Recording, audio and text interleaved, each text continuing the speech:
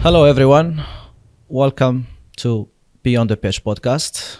This is the first ever Astra Soccer Academy podcast.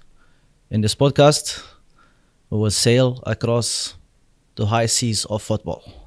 We'll talk about football, explain, analyze, discuss, and generate more thinking and provoke objective conversations. In this podcast, I will have guests who gave and they are given and they will give to the world of football, both at players' development and also evolving the game.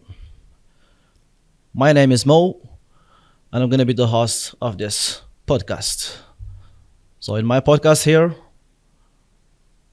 I will listen, ask, and provoke more thinking. And sometimes I may be doing the roles of the devil's advocate. As the great Albert Einstein says once, if I had an hour to solve a problem, I would spend 55 minutes thinking about the problem and 5 minutes thinking about the solutions. So in this podcast, I will try to talk for 5 minutes and I will let my guest speak for the other 55 minutes. For the first episode, with me here today, and who else? One of the brain masters behind this wonderful family that contain all of us, the Astra Soccer Academy. One of the brain masters behind establishing this academy. With me here, Chris Zoller. Chris, welcome to the podcast. Mo, that was an amazing entrance. Thank you very much. I have to talk for 55 minutes. Yeah, absolutely. Holy smokes. Absolutely. I don't think I've ever spoken for 55 minutes. Chris, how are you doing? Good. How are you? Good. Thank you very much. Yeah, Thank you thanks for for being here having on me. my podcast. Awesome. So, Chris, we'll start with a traditional questions. Who's Chris? So, for the people that doesn't know Chris Zoller, Do you want the football, Chris? both. So I think first and foremost, and most importantly, I've got 2 little girls at home, so I'm a father. I've got a wife. Before them, family and football. Now, family, children, wife, and football, right? And trying to balance all of those things. So I've been involved in this game since I was 8 years old. So a bit of a late start from a playing perspective. And really, I got into it because my younger brother was playing first. And so I would go to his practices and watch play. And I would kind of jump in and play around a little bit at the end. And then my parents thought, okay, we should maybe put him in. And so I started off playing for my local community association. Really fell in love with it. And it was something that gave me confidence. I was a shy child. And I think I didn't like stepping outside my bubble. And football really helped me kind of break that and express myself. And I found out that I was decent at it. And so, I was born and raised in Saskatoon. Played all my football in Saskatoon. Was lucky enough to play provincial team growing up. I met a lot of really, really good close friends that I still have to this day. People that are still in Saskatchewan and some that have moved on that I stay in contact with. So that's been great. And then after provincial team and kind of my youth career, I was fortunate enough to play a couple of years at the university. So I played 2 years at the U of S. Again, really good experience. I just had to step away to focus on a little bit more school. And I mean, at no point in that process did I think coaching was going to be in the cards. Amazing. Yeah, I mean, I just kind of stumbled into it, and I was really fortunate because I was in school. I was working a job at the soccer center. So my jobs have included working at the soccer center, working at a soccer store, coaching in football. Awesome. So football has been a big part of my life up to this point. So, Chris, it's a precise question here, mostly why football? Why not baseball, not basketball, not hockey? Why football? Is there a reason behind that? Well, to go back a couple steps here, when I was working at the soccer center, again, I was around it all the time, and I never thought of coaching. But a funny story. So one day, one of my colleagues at the soccer center phoned the front desk. He said, "Hey, I'm supposed to be coaching a session. I'm going to be a little bit late." He said, "Can you leave the front desk and go coach the session for me?" And I said, I'm not a coach. I've never coached. He said, this is all you got to do. You know, there's extra balls there. There's some equipment. Just go coach. Like, just go play with the kids. Have fun. And I think I was maybe 17 or 18 at the time. And yeah, and so I just grabbed the bag of balls and went out to the pitch. And I honestly, I don't remember the session. I don't remember what I did. I'm sure it was terrible, but it was fun. It was fun just connecting with the kids and getting to know them a little bit. And then this colleague of mine ended up showing up halfway through the session, and he just let me run the whole session. And coincidentally, another mentor of mine saw me coaching, and it was someone that I had played under for a number of years. And he said, "Hey, I didn't know you coach." I said, "I didn't know I coach either." And he said, "Well, why don't you come and coach for me?" I said, "Yeah, sure." And then before I knew it, I think I was set up with a team like within a couple of weeks, and then the rest was kind of history. And so looking back on that, it was kind of just a lucky chance that got me involved. I don't know to this day if I would have gotten involved, but to answer your question, why football? I mean, now knowing what I know, for me, it's the greatest game. Obviously, it's been a big part of my life. Met a lot of great people, and again, I think it's the world's game, right? At the end of the day, Absolutely. you can go to any country around the world and find people playing football on the beaches and the favelas and on the street, and organized, unorganized, right? So it really is a game that unites people, and for me, you just get to meet a lot of really, really interesting people in it. So step into the world of coaching was almost like a nice coincidence. It wasn't planned. Mm-hmm. Amazing. That's Not at all. No, it wasn't planned. That's how it started with everyone. Yeah, by the no, way. nothing's been planned. And for those who doesn't know the story at this current moment, Chris, you are the executive director of the Astra Soccer Academy, and you're also the owner of Astra Soccer Academy. So if you can put us into a nostalgia back in the years and just tell us about how this wonderful and amazing academy was established, and how was the picture in the province before Astra and when Astra was put on the map For sure. of So football. yeah, I can't take credit for Astra's establishment. So a mentor coach of mine and someone that was a very close and is still a very close colleague, Percy Hoff, started Astra in 2011.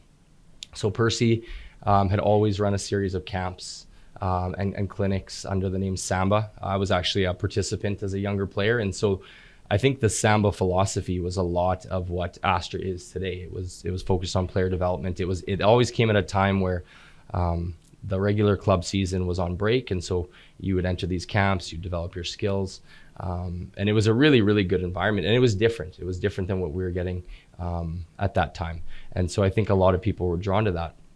And so in 2011, Percy started Astra Soccer Academy, and I mean the name, very deliberate. It's an academy. It wasn't a soccer club, and to this day, it is still an academy. And I think it's important to differentiate those two, right? Because for us as an academy, I mean, the focus when it started and the focus to this day is really about educating, right? It's about football education. It's not necessarily a club where you come and you form teams and you play games. And yes, that's a part of what we do, but I think a big part of what we do is the academy side. It's the education of football. And so that's how Percy created Astra. It was with that vision in mind, right? And I mean, enjoy, learn, perform. Those were the three key words, and it's on our crest. It's on our walls at the facility. You have to enjoy what you do first and foremost, right? Again, it's a place of learning. It's football education, and then it's putting what you've learned into an environment where you're going to perform and try to consistently perform. So, with Astra starting in 2011, it was a first of its kind in the province because there was no other academy. I mean, there were some camps, there were some clinics and that sort of thing, but Astra, and I mean, it was tumultuous. If I'm being honest, it was difficult at the beginning because it was new and it was something that people weren't used to. It was outside the norm. And so naturally, I think when things are new, there might be a little bit of a presence of, hey, this is a bit of a threat, right? And I don't think at any point did we look at Astra internally as a threat. It was just, hey, we want to improve the level. We want to grow the sport in Saskatoon and even broader in Saskatchewan. And really, that you have to be a little bit innovative if you're going to try to change things. And so I think, I have to think back a ways, because 2011 was a little while ago. And I didn't start Astra, so I can't take the credit for it, but I was onboarded in about early 2012 because I was actually traveling at the time. And when I came back, Percy said, so I've started this thing. do you want to become a part of it? And I said, well, I'm finishing my teaching degree. I think I'm going to go teach. And he said, well, why don't you come and do a little bit of this on the side and just see how it works out. And again, I'm very fortunate that Percy gave me that opportunity, because it was something that I probably wouldn't have taken that leap myself. And I did try to straddle teaching and coaching at the same time in the admin side. And it was difficult. And eventually I had to jump full on into the coaching side of things. And so, again, very, very fortunate and lucky that Percy gave me that opportunity. And that he set up a good kind of framework for us to develop in. Well, speaking of that opportunity, I think I came here, I remember 2012. Mm-hmm. And I think yourself and Percy also gave me that opportunity. And I think I was also lucky.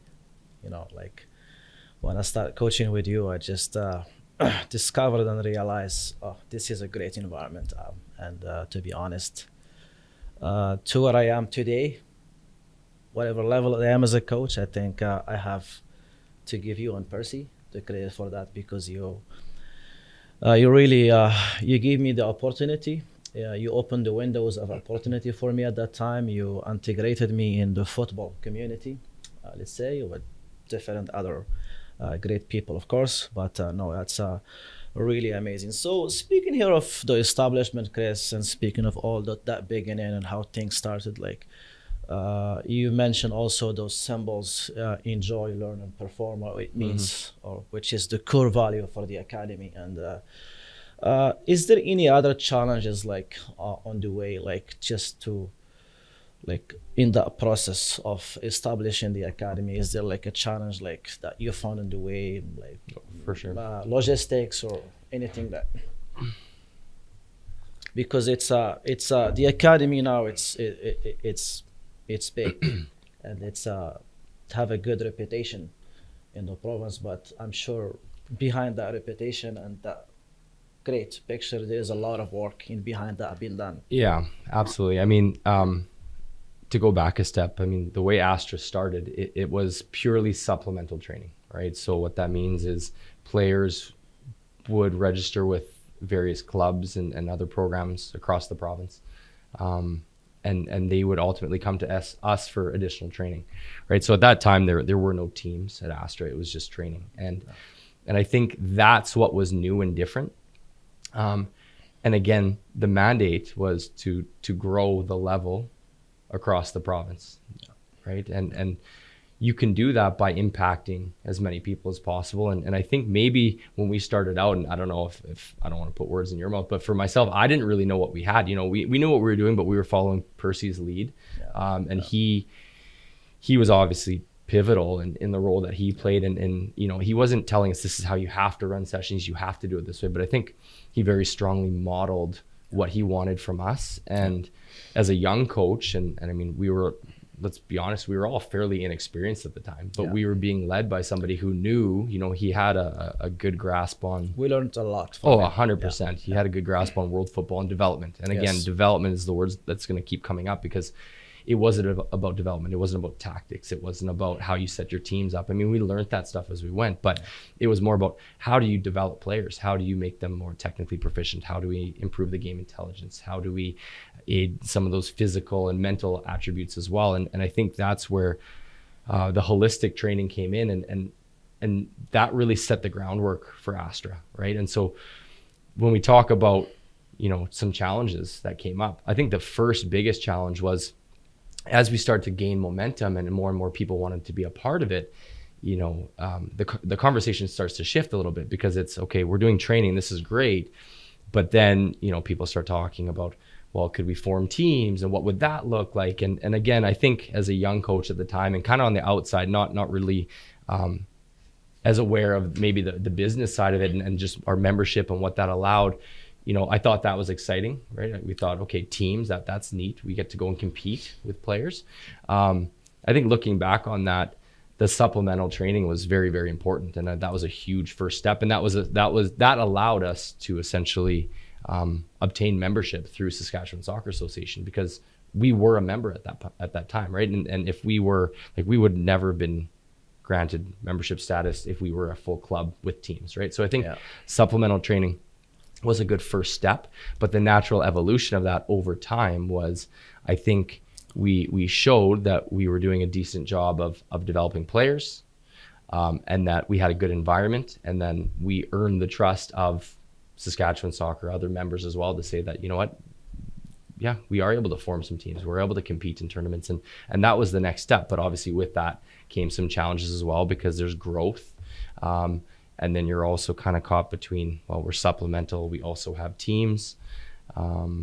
And you're kind of straddling both of those, right? Yes, and obviously the challenge with regards to coaching too is you have some coaches that really, really are drawn to the training, the supplemental training, and some that are more team-based. And I think, the landscape at that time in Saskatchewan was, and maybe still to this day, a lot of us like coaching teams, and there's not a lot of, I don't want to say there's not a lot of player development. There's player development, but it's happening within teams. It's maybe not the focus is on the development of the individual player, which is still what we're trying to achieve at Astra. So although we have teams, and I mean, you're fully aware, we have teams, but the emphasis is still on the individual player within the teams, because ultimately we want to help those players get to higher levels, right? It's not about a team accolade. It's not about a championship or a gold medal or a trophy. It's about, have we helped those players get opportunity? And I think if they have opportunity, then we've done as much as we can do. If they choose not to pursue those opportunities, that's fine too,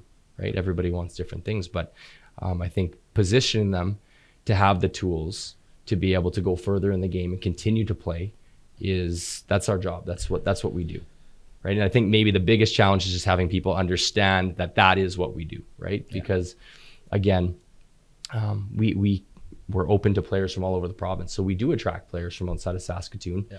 And typically the type of player that we're attracting, it's the type of player that does want to pursue higher levels of the game, right? They want to, again, unlock their full potential. And that's what we've always said, is we want to help players reach their potential, right? We're not saying that we can finish them off entirely, but we want to hand them on to the next environment that's going to make them even better than what we can do. Them 100%. Yeah. So speaking of those supplement sessions or trainings, can you elaborate a little bit on that, Chris? Because maybe a lot of our audience maybe doesn't even know what's a supplement session mean. Yeah, for sure. So supplemental, I mean, essentially supplemental means that we are essentially adding additional training to what they're probably already doing elsewhere or with us. So we do have players that obviously participate with other clubs, other environments across the province. We have players that drive far distances to come in once, sometimes twice a week to train.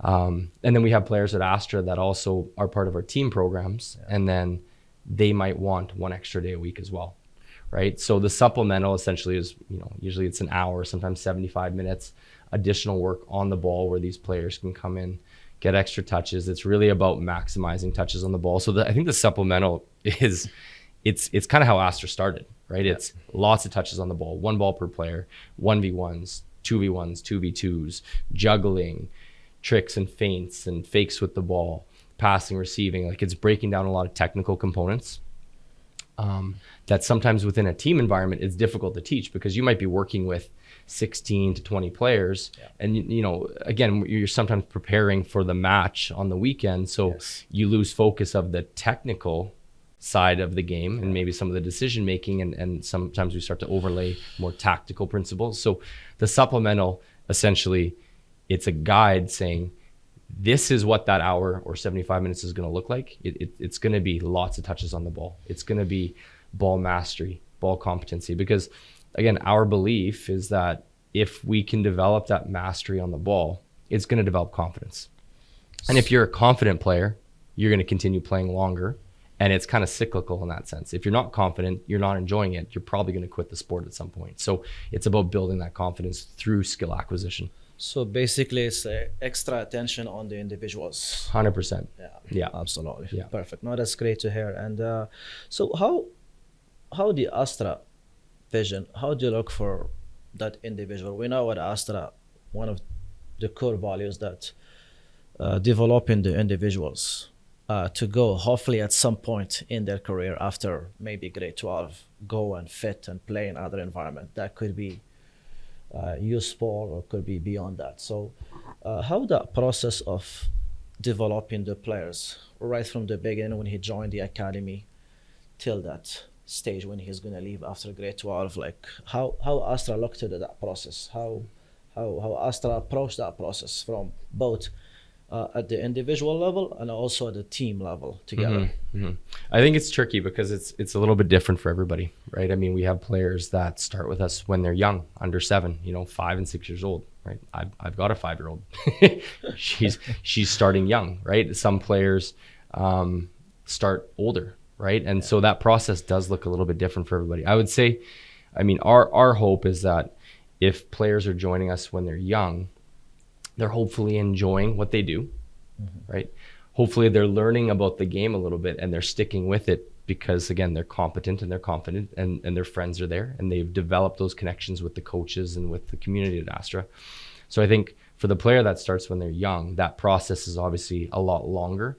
And there's a lot of thought that has to go into it, right? Because our belief is that in the grassroots, and when we talk about grassroots at Astra, we talk about 7s, 9s, and 11s. At the grassroots level, it really is about maximizing touches on the ball, increasing creativity, 1v1 ability, 2v1, a little bit of game intelligence. When do I pass? When do I dribble? We're not really overlaying any tactical concepts at those ages. It's a lot of touches on the ball. It's a lot of just enjoying the game and playing and free play. And again, that technical execution that Astra has become known for. So I think the players that start when they're young, they're getting all that. Players that come when they're a little bit older, obviously it's a bit of a challenge because we're trying, in some cases they might be arriving with those skills, which is good, right? Then they fit into the program and into the system and the academy really, really seamlessly. But sometimes there's a bit of catch-up work that has to be done, right? So their process might be a little bit different, right? Obviously, we do a lot of video review. I mean, you're one of the main guys that does a lot of review at the academy for the players. So video review is huge as the players get older. There's the mental training side of things. There's nutrition, there's all the sports science that comes into it too. And that's something that, the little kids aren't getting, but as they get older, that becomes a part of their learning at the academy as well. And really when we're talking about getting players or positioning players for those opportunities as they get older, they need all of those experiences to make them as well-rounded as possible, right? And so again, it's not a one-size-fits-all approach. It really depends. I mean, we've had players that come sometimes in grade 12 and say, hey, I'm really trying to pursue an opportunity next year. I'd really like to try to sign at this school or this program. And then so it's trying to meet them where they're at and then realistically looking and saying, okay, this is what we could probably do in that amount of time. But I think the onus is on the player as well, right? Like we can do as much as we can do in the environment and provide good training and a good environment and good support. But a lot of it obviously comes back to, does the player want it? Are they willing to do extra? How much do they do outside of Astra? Because that is important as well. And I'm not talking about doing a million different things, but extra touches on the ball helps. I mean, you and I grew up in a time where kids were always playing, right? Yes, and I mean, you're from Morocco, I'm from Canada, but no different. We played in the park all the time. And I think you don't maybe see that as much with kids these days. Yes. I think the world's changing a little bit and you just don't see that free play. And so I think part of our role at Astra is, you don't want it overly structured, because if it's overly structured, again, it takes away that enjoyment. It has to be fun, but there still has to be learning. So it's that balance of how do we scaffold that learning approach so that they are learning, but they're having fun, they're competing. And because they're competing, that's fun. And they stay in the game longer, because the longer they play the game, the more they're going to develop. Right? Absolutely. I mean, if they come in and it's just drill, technique, work. Some players will stick around, but I think as we've seen, that's not a winning formula. You need to have that unstructured play as well, and the kids thrive on that, because at the end of the day, I think going back to your first question, why football? Well, it's the same thing for the players. Why football? It has to be fun. Yes. Right? It has to be fun, and if it's not fun, they'll stop playing. Yeah. They need to enjoy it. Yeah. Absolutely. 100%. Yeah, because it's a sport. Yes. To be enjoyed. Yeah. And I'm just going to take you back here, Chris. You kind of elaborate and you mentioned about the training of the grassroots, especially those ages from U7s up to U11. Is also the funding of the new facility also helped for that, or is it specific for that? Because if I don't know the environment, I just came in, enter the facility and see the trainings, the setup, it does trigger something on my head. So is that something also specifically for that category? 100%. So, I mean, obviously one of the biggest challenges as well was COVID. And during COVID, we really struggled to find training space because the schools were shut down. It was difficult to rent anywhere. Everyone struggled. Everyone struggled to find space to rent. And I think, the main space that we were renting at that time, the situation changed and it didn't look like we were going to be able to continue training there. And so we had to start looking elsewhere. And that really, again, prompted an idea that Percy and I had years ago, which was, could we find a small warehouse, right? Throw some turf down, train some players. We subscribe to the belief that you don't need a lot of space, right? You can develop players in a small space because they're going to get more touches. There's going to be more confusion in a good way, because there's commotion. It's not always polished looking training, right? You have to navigate the environment. The more players that there are, the more decisions that have to be made. I think the more space, the more time, and typically the easier it is. And we know that football is a game of denying time and space, right? So if our environment can already deny time and space, when our players go and play in a bigger training pitch or a bigger football pitch, whether that be 11 aside or 9 aside, 6 aside, 5 aside, typically what we find is that they are more comfortable on the ball because they're used to playing in tight spaces. So that the facility that we have, I mean, it's a warehouse, right? We're lucky because it's become more than a warehouse. It's obviously our home, and we've been in there for the last 3.5 years. Yes. And so it really has, I think, changed the focus at Astra, because I mean, when you started with Astra, and I can remember those days, our grassroots programs, I remember running training for honestly 6 kids sometimes. Yeah. Six players in an under 9 or under 8 program, I think it was at that time, which looking back on that, I mean, that's insanity. But obviously the quality of work that we were able to do with 6 players is quite good. Yeah. But in terms of the volume, it wasn't there. And I think that's because maybe the focus was so much on the older age groups at Astra. Yes. And with the facility, it obviously changed that, because it is a welcoming environment. There's 2 mini pitches, right? I mean, the pitches measure 28 meters long by 16 meters wide. So they're small. So we have 2 of those, but you can train a number of players on those fields at the same time. And for the 7s, 9s, and 11s in the grassroots, I mean, the fact that they can get their touches in there and we don't have to book elsewhere, it's a space that is perfectly suited for that age group. Obviously for the older players, they still benefit from some training in there, and we supplement it with training outside in a bigger space. But it's been a good solution, and I think it's really helped us grow the numbers of players that we have. So again, going from 6 players in a group to now we've got 60 players in an age group, right? No, obviously not 60 players training at one time, but 60 players in that particular age group. I think that's a testament to the facility and just kind of the work that we've been able to do in there as well. It's also challenging for us, but also helping us as coaches grow, because we're running a session there, especially for the other groups. I'm running on one of the mornings there over 24 players. Yeah. And it's just fun because we do work on those behaviors that players need to develop. And then we build in from there to a bigger space when we go again in the week. And also we're lucky and fortunate we have fancy boardroom there. We can go do our video analysis at the same time and everything. So I think it's the environment in itself, it's very warm. And also motivate the coaches to even expand their work Yeah. with the Well, players. and I think what it's allowed us to do, and actually it's interesting you say, talk about the training and how that's challenged and provoked us, right? I was having this conversation with a colleague last night, and it's someone that's obviously coached at the facility a little bit, and we were at a bigger center yesterday, and I said, after training at Astra, training in a big space, it's easy, right? I mean, it's easy to plan. It's easy. Yes. It is more difficult, but it really challenges you as a coach to find different creative ways to maximize the learning in that environment, while still, hitting those learning outcomes. Yes. But I think it's improved all of us as coaches, because you do have to think outside the box. You have to get creative with how you do things. And otherwise we'd probably still be doing things the way we were 5-6 years ago, right? So that space has changed the way I've coached. I know that for sure. Right. It provoke more thinking, and that's one of our objective here in this podcast as well, which is important. So no, that's great. Chris, I think that the other thing about the facility, which is important to note, is it's allowed us obviously to kind of maybe showcase who we are a little bit more, right? And something that we did this year, which was long overdue. It was always kind of a back burner idea that we needed to get to, but never really had the time, was our wall of success, right? And so we talk about what does success look like at Astra, and we're going back and saying it is player development. Yeah, we have a small trophy cabinet with very few trophies, if we're being honest. but the pride and joy for us is the wall of all the faces of players that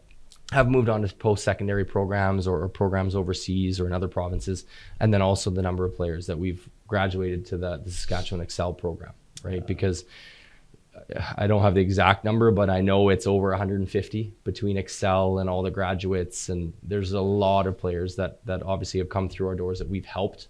And we've played a small role in their development and helped them get to those higher levels. And a lot of those players are playing at good levels across the country, some of them outside the country. And I think to be able to showcase that, and when people first walk in to see that wall, long overdue. I wish we would have done it sooner, but I'm glad we did it, because again, that is the testament to the work that we do. And again, that is our shared success, right? We can't take credit for it, but it's 100%. The fact that we played a small role in their development and helped them get that opportunity. I think that's something that we can feel pretty good 100%. about. And speaking of that wall, Chris, and to be honest with you, as a coach, when I enter the facility, the training facility, and look at that wall, it's just it's wonderful image to see. And I'm lucky I coach more than half of that wall, which is really nice. It's so nice to see how you contributed, even with a little bit, to those players' profile. Like, of course, it's not just us, many people contributed to that, definitely, but that's really amazing. So we talk here about the training, we talk about the vision, the establishment, and everything about what Astra is doing on the field, Chris. And also, like, this is exciting because our podcast is beyond the pitch. And maybe some people, they don't know what Astra is also doing in the community, other than just what we are doing on the field. Like, is Astra also having any activity helping the community? What's like, can you like tell us a little bit of what Astra is doing in that regard? Yeah, 100%. So, I mean, we've been fairly fortunate the last number of years that as we've grown, we've had coaches and staff members step up to get more involved in the community, to help, I think, our exposure in the community in a positive way, right? And so over the last number of years, there's been a number of community-driven projects that we've looked at, whether that be partnering with schools to run programming. I know one of your groups did that the last couple of years, right? The University Prep Boys, working with a couple different schools coming in to run free sessions, right, as an after-school program. That was neat. And again, I think anytime that we can connect the players with youth, it's hugely beneficial, and it's inspiring to those players, and it's also inspiring to our players, right? Because they get an opportunity to go and work with youth that maybe they otherwise wouldn't. So I think those are really neat initiatives that we've been able to do. Obviously work through Open Door Society. We've done a number of projects with them, working with New Canadians. There's a lot of work that we've done there, inviting them to the facility, running sessions. Obviously in the grassroots, I think, Jeff has done a really, really good job of the Christmas cards to with seniors. What else am I forgetting? There's a number of them that we've done. Oh, the Christmas tree decorating at the Western Development Museum, for Festival of Trees. That's been really cool. Yeah, there's just a lot of neat ways that, again, the coaches keep coming up with new innovative ways to kind of give back and help out in the community. And I'm always kind of curious to see what people will come up with next. Yeah, the good thing about it, like it's I just like those events because even like there is a good acceptance from the families of the players and the players as well. Like we have done some works like that with at the children hospital, different places. Always like we never had issues convincing our families or our players to do that. Always like they welcome the idea, and the time is amazing. Just when you see that the smile and the joy they bring on other people's, it's always very nice to do. So Chris, let's talk about like how someone can get enrolled in the academy. Let's say I want to bring my son or my daughter, but I don't have any idea about the academy, about the process. How can you take us with all those steps right from the beginning until these players get enrolled in a program in Astra? Like how that works? Does the academy offer, for example, like trials for the players to see them, or how that process? Because maybe someone that listening to this podcast have no idea how that process is. Yeah, no, it's a good question. So again, it kind of depends on the age, right? So from our grassroots program, under 7s, under 9s, under 11s, it's fairly straightforward. I mean, obviously we have a website. People can go to the website. As long as it's out of season, we always have programs available, right? Usually registration opens a couple of months in advance. And so our registration will be open pretty well right till the program starts. 7s, 9s, and 11s, there's no tryouts. At under 7, it's 2 days a week. Under 9, we have a couple options. There's a 2-day per week and a 3-day per week program. Again, that allows a bit of flexibility for families too. So if you're playing another sport, or maybe you're playing with another soccer program, the 2-day per week is really nice. Then you've got the 3-day, which is a little bit more of we call it full-time. It's not full-time, but it's a little bit more serious because there are more contact hours for players. And then 11s, very similar to 9s, where you've got the 2-day per week, the 3-day per week, but we also introduced the supplementary session at that point. So for all of those programs, I mean, provided registration's open, you just go on the website and register. For people that are contacting us outside of registration windows, which, once the season starts, we can still accept registrations if we have space. Typically the way it works is people just contact me, whether that be by phone call, through the website. There's a free trial, which a lot of people will utilize. And I think it's a neat feature because people should be able to try something before they commit to it, to be honest, right? If you come and you don't like it, that's fine. If you come and you like it, well, then now you know what you're signing up for, right? So I think that free trial feature is something that we've been doing for a number of years, and it's important because it allows people to see our environment, see the facility, come in and see what the training is like. It's a chance for us to see if the player will like the environment as well. So that free trial feature is utilized quite often. As they get older, it obviously gets a little bit more complicated because there's teams involved. And so obviously if a team is full, the possibility of having a player play on the team is probably not an option if the season's already started. But as you know, we can accept players as training players. And there's a number of players that will sign up for a program knowing that they're training. And then maybe during the next registration window, they can come and try out for a team program. But again, like I want to reiterate, I think the importance of what we do and the quality of what we do is the training perspective, right? Because games are great and we need games, and that's a part of the developmental pillar for players, right? It's going to help them with the game intelligence. And it's also a way for us to see, is what we're doing at training working? But the real development happens at training. So a lot of players will come and just train, and there's nothing wrong with that. So I think if you're looking for training opportunities, unless we're completely at capacity, which in the indoor season that can happen because obviously the facility and times and that sort of thing, we can't just have 50 players on the field. That's not going to work. But in the outdoor season, for example, it's based on the number of coaches. As long as we've got coaches, we can accept more players. So we're always looking to work with more players, as long as it's a good fit for them, right? And they appreciate and understand what we do. That's good. That's good, Chris. And speaking of the coaches, what's the vision of the academy for the coaches? How the academy looking up to the coaches Mm-hmm. in the academy? Is there like any way of maybe like improving those coaches within the academy, or how Astra worked that process of a coach to start from a beginner to go to a certain level For of sure. coaching? So, I mean, I think we have to remember that at some point we were both beginners too, Yeah, right? And so absolutely. a lot of, obviously there's formal education through Canada Soccer and through Saskatchewan Soccer. And those are all very important steps in a coach's coaching journey to get those badges and courses. But we both know that, I mean, the learning that goes on is oftentimes through mentorship. It's through working with people who have a good grasp on development and you know, they're good with the kids. And I mean, I do firmly believe, and I know you believe this as well, that you can learn from anybody, right? Absolutely. We learn from our new coaches all the time, the way they interact with players, especially if they're young coaches coming in, right?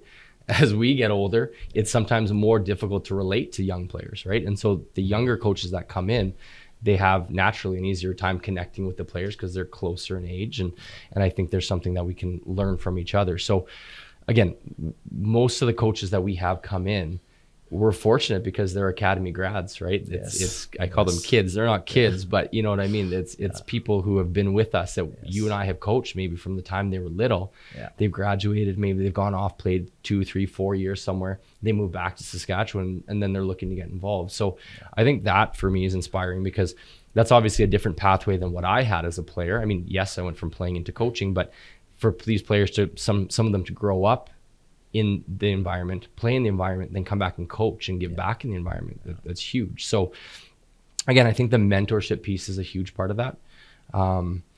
The informal coach education, again, you alluded to it, but having the boardroom, that space at the facility to be able to have informal conversations and work with the coaches is hugely important.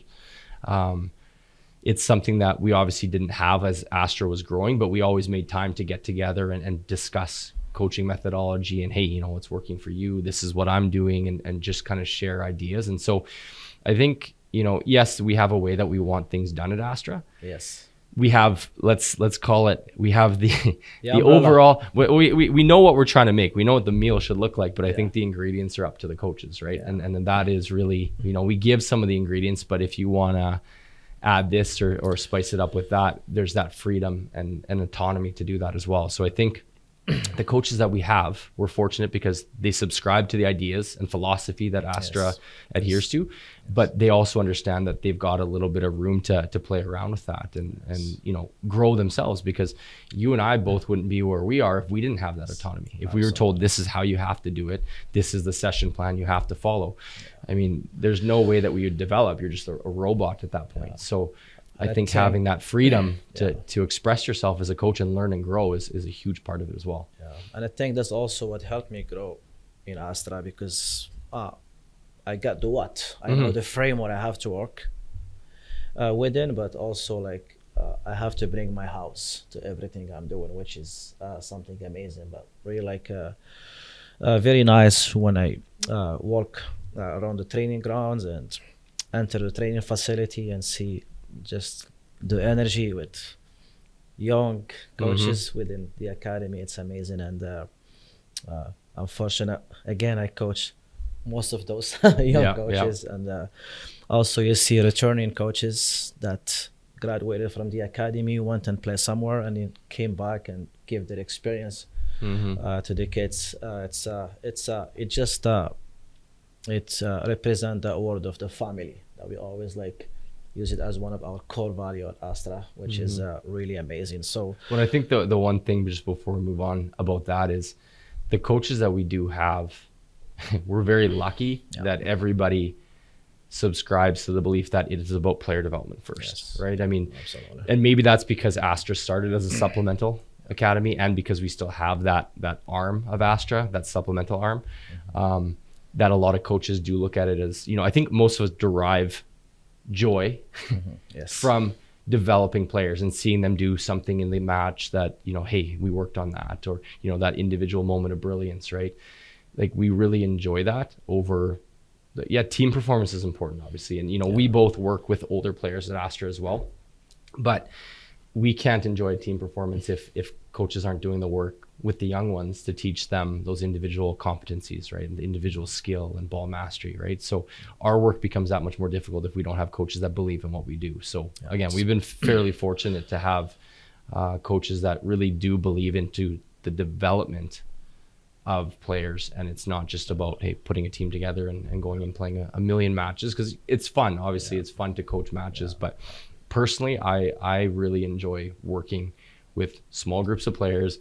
I love the supplemental training. For me, that is the most important work. It's a chain process. Yeah, like 100%. The players taken care of from a certain age up all the way to, let's say, when he is under 17, under 19, before he leave the academy. Yeah. No, that's great. What's the close vision of the academy now, Chris? Like, how the academy structuring to be within, let's say, within the next 2 to 3 years? What are we coming up for as an academy? Like, what's the biggest vision of the academy working toward? If you can tell us about that, of course. Yeah, for sure. I mean, again, I think our mandate has always been to try to increase the level of players in our community and across the province. And so I say across the province because we do have a number of players now that come in from various centers across Saskatchewan for training. And so I think as a province, it's just great to raise the level. And I mean, I was born and raised here. I played in the system. We want to continue to improve it so that the players coming up have something better than what we had.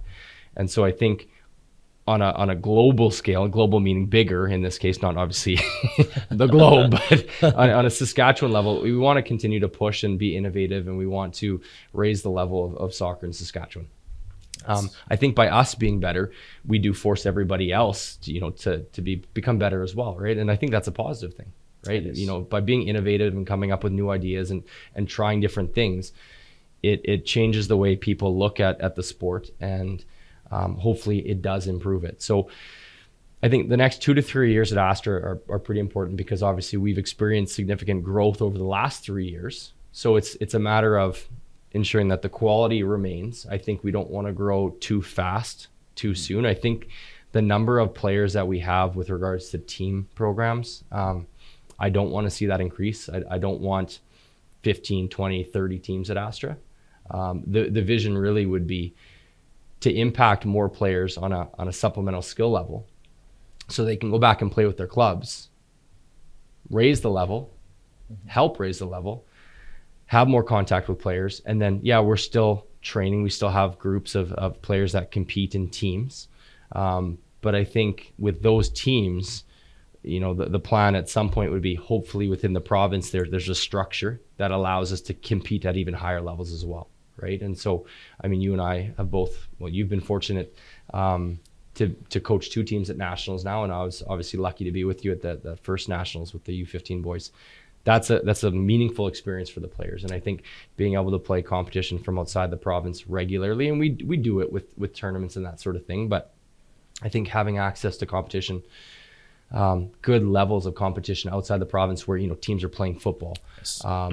It just exposes our players to another level that we can't always get here. It's not to say that the level doesn't exist here. I'm not saying that, but it just means to say, stepping outside the province, you're going to find different ways of playing football. And I think it's important for our players, if they're going to want to try and play at that level, they have to see that level before they go and play there. Absolutely. Right. So, yes, the team side of things is important at Astra. Absolutely. We're hoping that there's more structures and leagues that we might be able to participate in the future. But also, again, that supplemental side of things is important.